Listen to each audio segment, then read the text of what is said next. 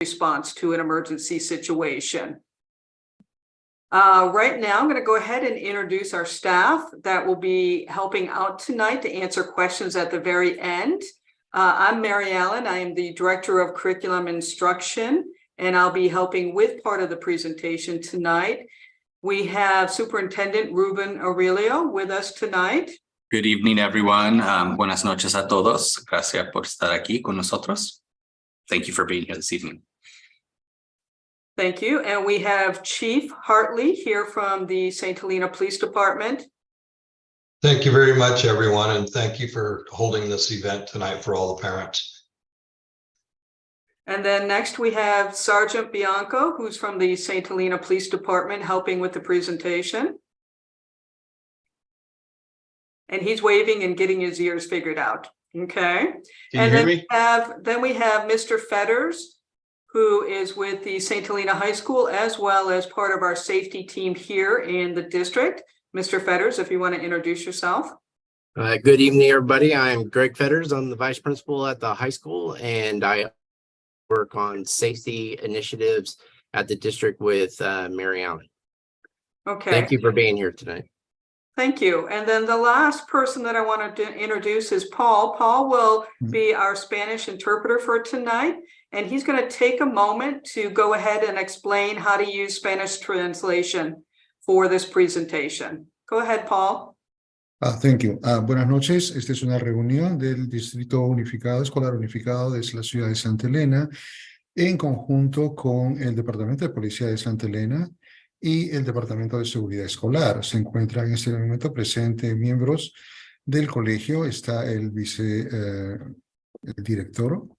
Se encuentra la señora Mary Ellen, encargada de currículum, y del Departamento de Policía de Santa Elena, el sargento Bianco, y el jefe, señor Chris Harley. Esta noche vamos a hablar sobre las acciones de seguridad y el protocolo que se tiene que seguir cuando ocurre un caso de emergencia y cuál es la respuesta de la policía. Para obtener esta información y escuchar la presentación en español, por favor, en la parte baja de su pantalla van a hacerle un clic al símbolo del globo terráqueo y van a escoger el idioma español, Spanish, y así disfrutar de esta reunión esta noche. Muchas gracias. Thank you. Thank you, Paul. So just some housekeeping items. This presentation is being recorded. It will be available on the district website as well as the PowerPoint, and we will be translating the PowerPoint that will be on the website as well. Also, as we go through this presentation, the chat feature is disabled, but the question and answer feature is enabled. Please put all questions in the Q&A section. We will try to get to those at the end of the presentation. If we don't get to all the questions, we will have an FAQ, so frequently asked questions, that we will also attach to this presentation on the district website. So feel free, rest assured that we're going to get to your questions that you have tonight. And again, thank you for joining us. So we're going to go ahead and start. Just super thrilled. I'm going to have our tech whiz, Darren Carter, go ahead and put us on minimum here so we can see the actual PowerPoint without our faces. Thank you, Darren, for doing that. All right. So you've met the presenters, and now we're going to present.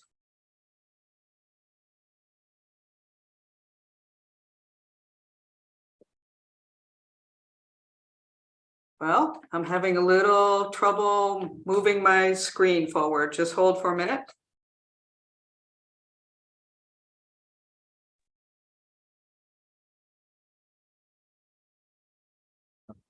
There you go. There we go. It got stuck on me for a second there. So just a reminder that every year we have comprehensive school safety plans. And the presentation tonight will focus on the plans of what we do within the school system, but also the role of you as a teacher and parent and guardian. The purpose is to build a partnership and share information to be more aware of what we do within the school system, and also to mitigate any emergency incidents that might occur on our school campus. The more everybody knows and the more everybody hears the same message, the better prepared we are in case we have an emergency. Our objective tonight is understand why schools develop their school safety plans, understand what is required in our school safety plan, review the St. Helena Unified School District and the St. Helena Police Department lockdown and after shooter drills and protocols, and identify the role of the parent guardian during an emergency on any school campus. Keep in mind, whenever we have anything that happens on our campus that is an emergency situation, your son or daughter is our first priority, always, always, always. And I want parents to feel rest assured with that number one priority is to take care of our students, our staff, and everyone that is within the emergency situation. Excuse me. Mr. Fetters, I'm going to turn it over to you now, please. Okay, thank you, Mary. According to Senate Bill 187, comprehensive school safety plans are required to be updated every single school year. One of our key initiatives at every site and every principal, they take a look at their comprehensive school safety plan. We try to research best practices and update them at the beginning of every school year. These comprehensive safety plans are submitted to the district and to our school board, and they are approved annually every year. You can move to the next slide, please.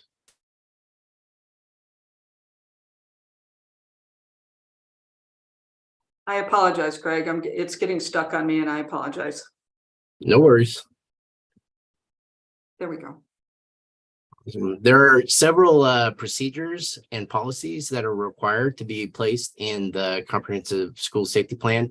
Primarily, those are crimes committed on school campuses, child abuse reporting procedures, bullying prevention policies, suspension and expulsion policies, discrimination and harassment policies, procedures for safe ingress and egress to and from school, policies to maintain a safe and orderly environment at all our schools, school discipline policies and procedures, hate crime reporting procedures, and most importantly to tonight's presentation, emergency and disaster response procedures and drills.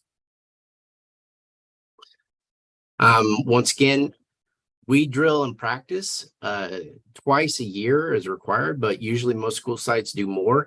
Natural disasters, fire drills, shelter in place, and specifically for tonight, we're focusing on our lockdown drills.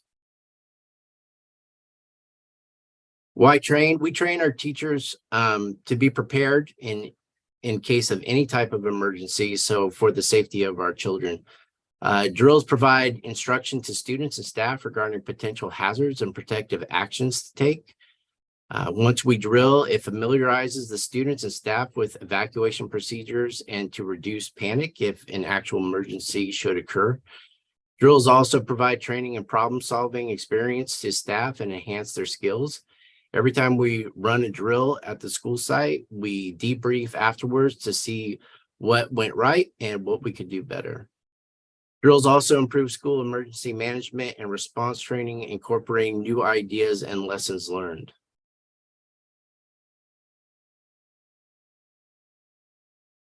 Hold, please.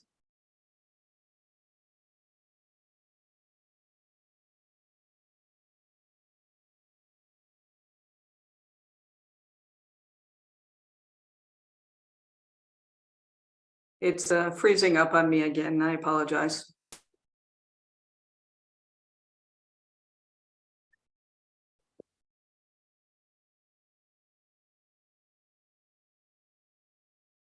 I'm going to stop sharing and go right back out and come back in. Just hold for a minute, please. Greg, if I can add, since we're talking about that, why we do the drills, that we also randomize when we do those drills, just for different scenarios, right? We're not always going to have an emergency during a specific time of day.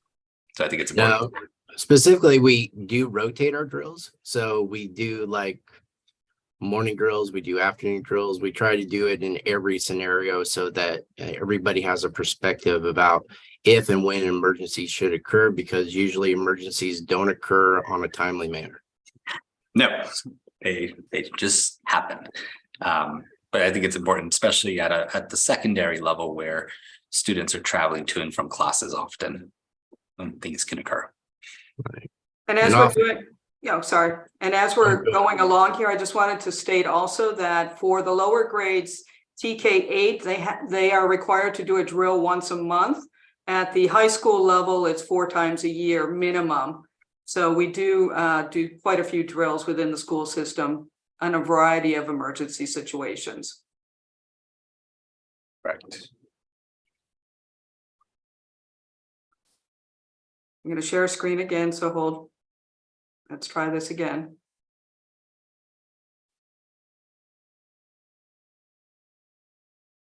Right. Looks like you got it, Mary. For the time being here, let's try it again. Do you want me to just go off of this? Yes, please. Okay, so like Mary was discussing, we do lockdown drills at every school site or at the high school. But we do it twice annually. We usually do it more than that. Once again, a lockdown is initiated anytime there is an internal or external threat. And when we call a lockdown, it basically means no one in and no one out. The lockdown is started according to our procedures and policies is everyone is trained to be kind of aware of their surroundings. And if they see an incident occurring, they have the ability to call the lockdown right from where they're at. So that communicates the lockdown, and then staff waits for more directions over the PA from the principal. During a lockdown, staff is trained to do a variety of different things, and so do our students. Our students are trained to do these things as well. Staff reacts immediately to the lockdown by locking doors. There are several other things that they're required to do to make sure that our students are safe, but for safety reasons, we can't publicize those. Primarily, what the staff trains our students to do is to do exactly what they say. And so first thing is they try to make sure that our students remain calm and wait for more instructions from either the principal or law enforcement. Student actions, we train our students, depending on the location of the emergency or the lockdown, to run, to evacuate. If they can safely get off campus, we train them to do that first.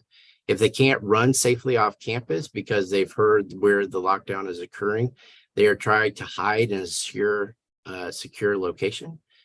And if they can't hide in a secure location, then the last resort is to fight. If hiding in a location or classroom or a certain location, students should immediately put their cell phones on vibrate or silent mode. Teachers usually train our students to put their phones up. And the reason for this is so that they do not make noise or show lighting. Over time, once again, these drills and procedures become a trained response. Parents can help us a great deal at home because they are the major stakeholders in their child's safety at home and also providing them instruction about what they can do here at school. Preparation begins at home, like I said, with education. We encourage and hope that you reinforce the safety message that your child receives from their schools and the district on a regular basis at home. Try to avoid any conflict messages that you may have with district policy or school safety policies, and try to reinforce with your child, if you see or hear something, say something. That's one of the things that we try to encourage our students to do at all times. If they see something that's kind of out of the norm, or they see something that's concerning, they need to report it to an adult as quickly as possible. Safe and locked storage of any weapons in the home. If you have any weapons of any kind, please make sure that you store them safely at home and that they are under careful watch at all times. More importantly, understand your role in the event of a critical incident. The biggest issue that we're going to have if an emergency ever occurs at the school site, and Sergeant Bianco is going to go a little bit more of this in his presentation, is that the police have their job to do. The school has our job to do to make sure that our students are safe. It is going to be incredibly difficult, but please do not let your emotions override good decisions. Be confident in our plan. One of the things, like I was talking about, is the police have their priorities in this type of situation. The biggest thing that parents can do is try to not deter the rescue or try to deter the police from doing what they need to do. It adds chaos if that does not occur. Do not go to the school, because that just initiates more chaos, and your child's safety may depend on the decisions that you make. Once again, you can help out by making sure that if there is an emergency that is happening, that you are near your phone and on your phone so that you can hear reports from the district. We get those reports out as soon as we know all the situations to make sure that our parents are informed. But keep the phone lines clear for emergency responders. Expedite recovery by responding to predetermined reunification sites. The police will notify us about where you can meet your children and make sure that they are returned to you safely. And be prepared to present ID to validate emergency contact forms. We have hard copies of all student emergency contact forms at each of our school sites. If we ever need to dismiss students according to the reunification sites, an ID will be required for us to release them. Nothing that you can do to stay in tuned for any emergencies that happen in our schools or community is there a variety, of course, our St. Helena Unified School website and our mass communication. Also, it's beneficial to connect to Nixle for emergency alerts. There are other technologies that you can go to too. K-Bond radio station, 99.3 FM, The Vine, Everbridge emergency notification, and there are more that just attach on to dispatch. So now I'm going to turn it over to Mary Ellen. Yes, and I wanted to just assure parents when Mr. Fetters was talking about that our first responses run, keep in mind that that's age appropriate, and we certainly have protocols for the primary school compared to the elementary school, compared to the high school and middle school. So each site handles that a little differently. Please don't be scared that we're going to send your little primary school students off running without having a plan. We do have a plan for that. We're just not revealing all of the plans that we do tonight for the safety of our students. So my part is what's been completed within St. Helena Unified over the past few years. As I said, we take safety seriously in this district, and we've done a lot because we want to make sure that our students are safe in this small community. We have 3 points of communication. We have handheld radios. The police actually have one of our district issued handheld radios. They have an emergency dispatch line with us. We also have what we call landlines in case the internet goes down, cell towers go down. We have a landline that we have direct access to emergency.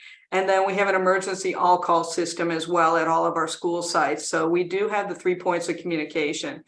We have a school resource officer for the district within all of our campuses, meaning that she travels around to the variety of areas on our district, and she'll respond to emergencies as needed.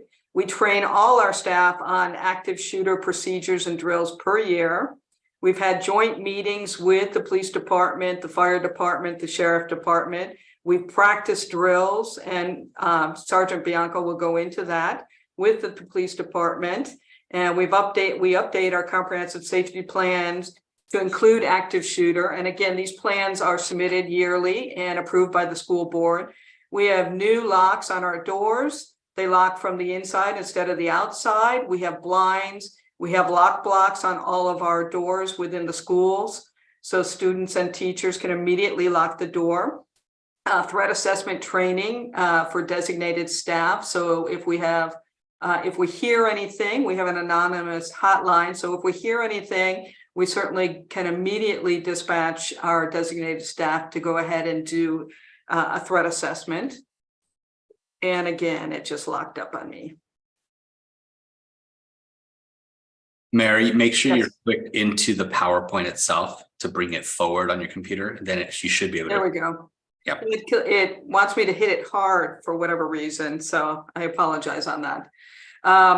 What's been completed continued. We've had an environmental review of all of our campuses by security specialists to give us recommendations of what we can do. We're not a community that wants to put fences around each one of our campuses. That actually kind of defeats the purpose of what we're trying to accomplish in this beautiful community. But we've done environmental reviews, so we've maintained the security features that they've asked us to do. We have a contract with Up Valley Family Center to where we provide counseling and trauma counseling for any situation, emergency situation that might happen on any of our campuses. We have an Envoy online check-in system at the front desk of all of our school sites to where any visitor on our site needs to check in. We have the Stop It app at the middle school and high school. That's an anonymous reporting app for any student to use. We have video cameras installed at all of our school sites. And again, we have the Safe Gun Storage Board resolution. It's been in our emergency plans for about 3 years, but this is really a push, and you certainly understand why with watching everything that's on the news, to go ahead and put this in the forefront to make sure that you have a board resolution on this, that if you have a weapon at home, make sure that it is stored safely. And here's some emergency situations that we practice. We also do first responders with the medical emergency, bomb threats, natural disasters, and active shooters. And now I'm going to turn it over to Sergeant Bianco. Well, thank you for having me tonight. I appreciate it. And I'd like to thank the school district for giving us the opportunity. When I say us, the police department, to use your campuses to train. It benefits both organizations, but for us, finding a place to train is really important, and giving us the opportunity to train at your campus makes it that much better for our officers. So I appreciate that. I'm a father of 3. I have 3 elementary school age kids. And so I know that scary feeling of, if something bad should happen, I want to go to the school where my kids go to school. And so I have that anxiety as well. So I'm a parent, I know that feeling. But like Mary had said, like Greg had touched on, one of the things that you don't want to do is run right to the school, but I'll get into that in a minute. So our goal at patrol level is to protect your kids. We want to educate the staff.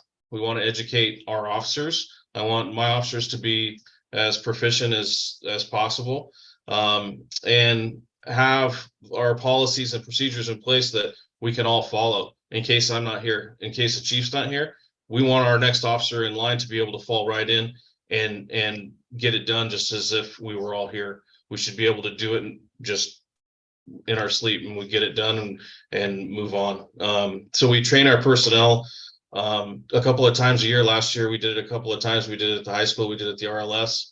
And then we train with other agencies. Calistoga came up, the fire department. We had fire personnel from St. Helena, Calistoga, Deer Park, Pope Valley, all throughout the Napa County agencies. So it's really helpful that not only law enforcement trains, but we're getting our fire personnel and our paramedic personnel throughout the valley to cross train with us. And from the public, my chief, he was in the military for over 20 years, and we just assume that agencies train together when you're coming from the private sector, but it's sometimes kind of challenging to get different agencies all together at the same time to train, which is again why I thank the school district for letting us have the opportunity to train on their campuses, because we can get together and see all of our training and get it all to work together.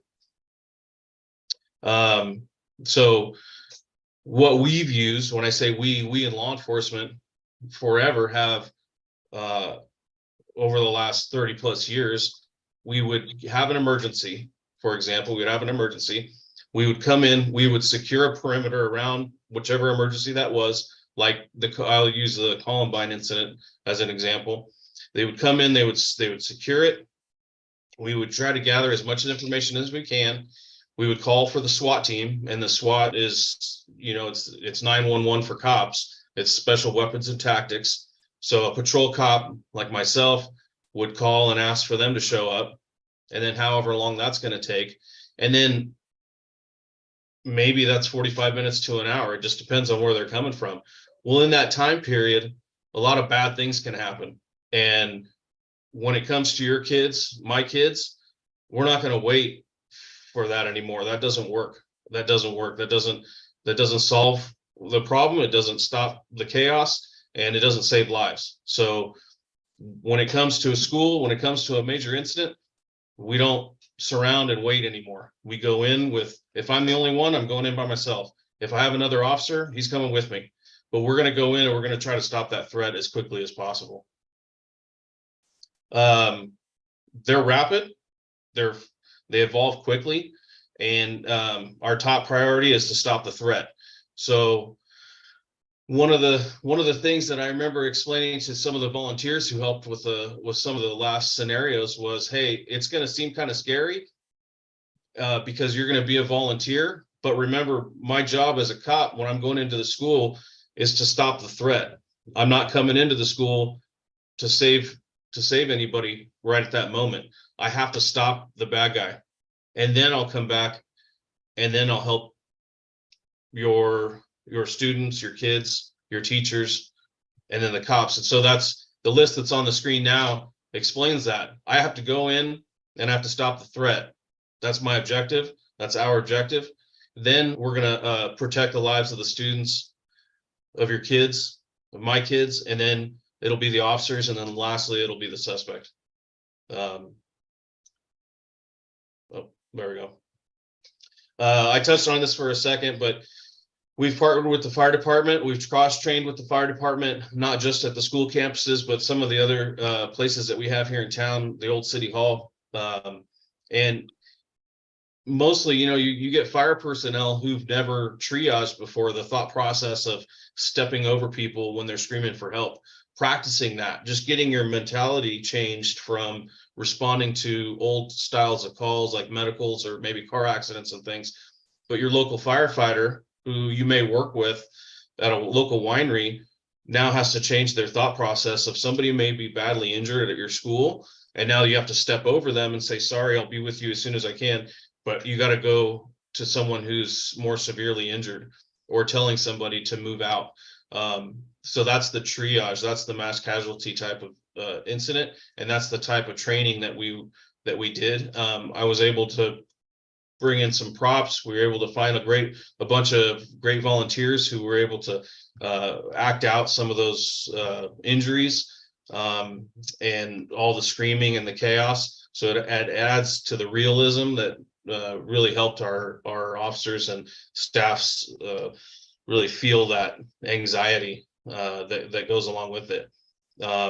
We practiced in Calistoga back in 2019 at their high school campus, again in 2021, and then last August at the middle school, and then in December at the high school. Next slide.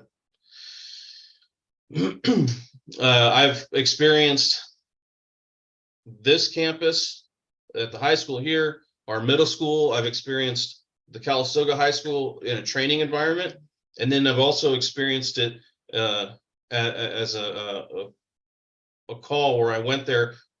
Thank God it was false, but I could see how parents may want to respond to the school. And I can tell you from somebody who responded as a first responder, as somebody that was in charge of the incident, and thinking of a parent's perspective as well, please wait and not tie up the highways, because we've got other officers from other agencies. We've got sheriff's deputies, we've got the highway patrol.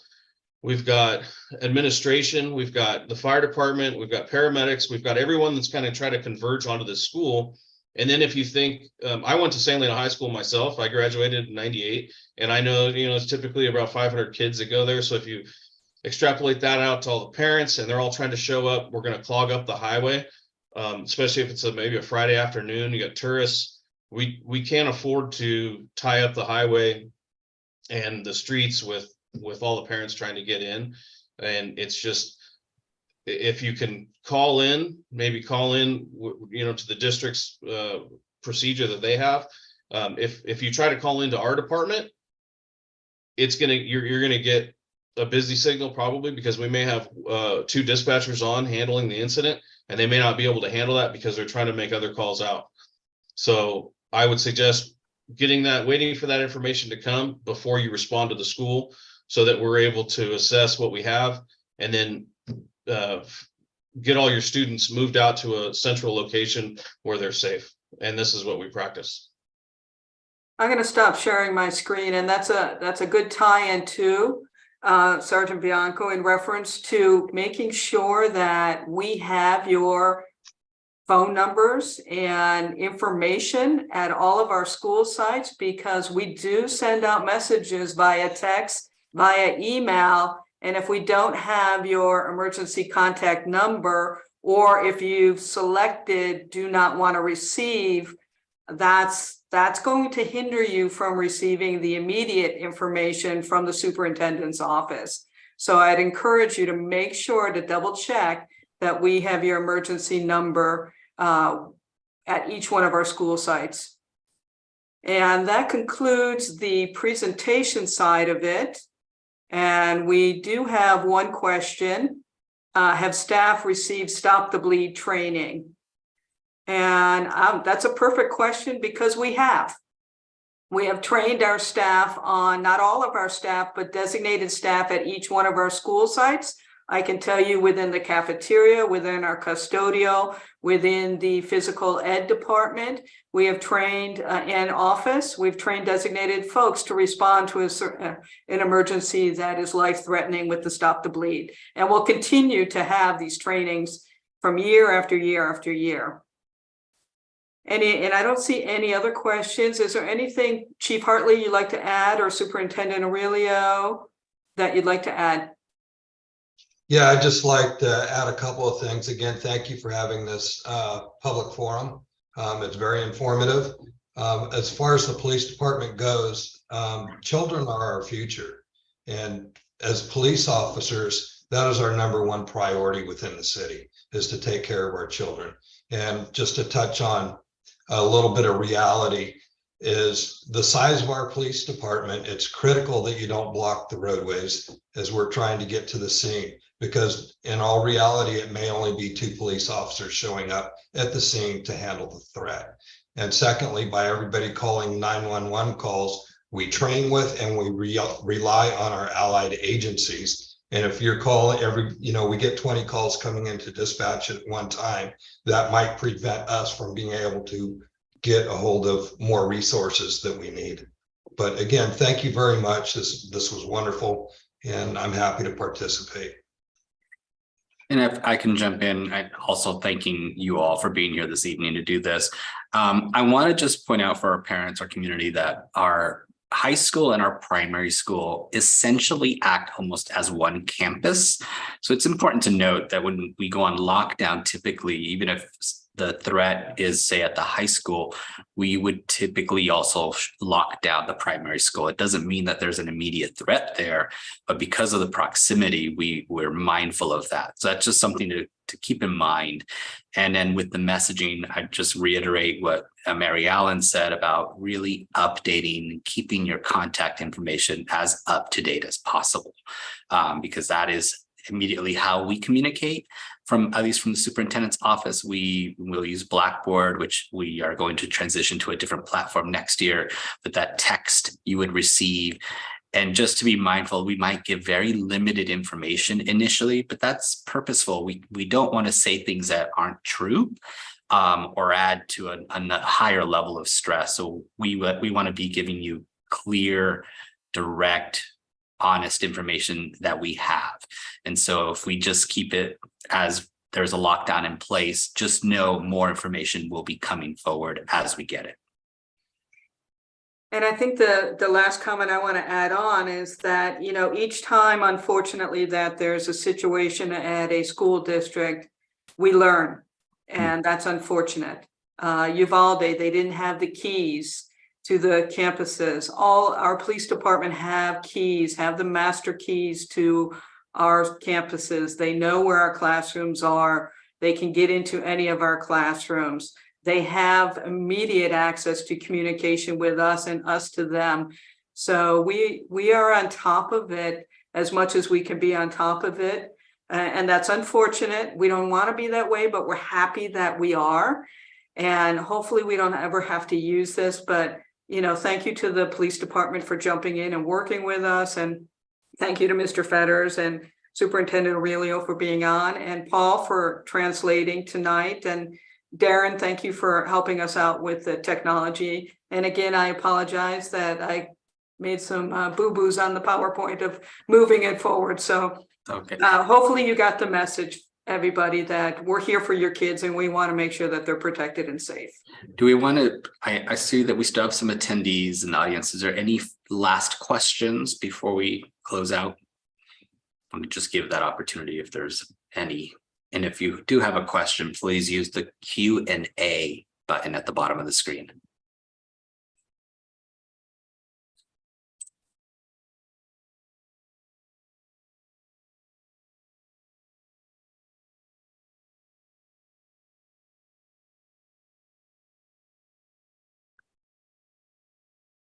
I think that's good wait time, Superintendent Aurelio.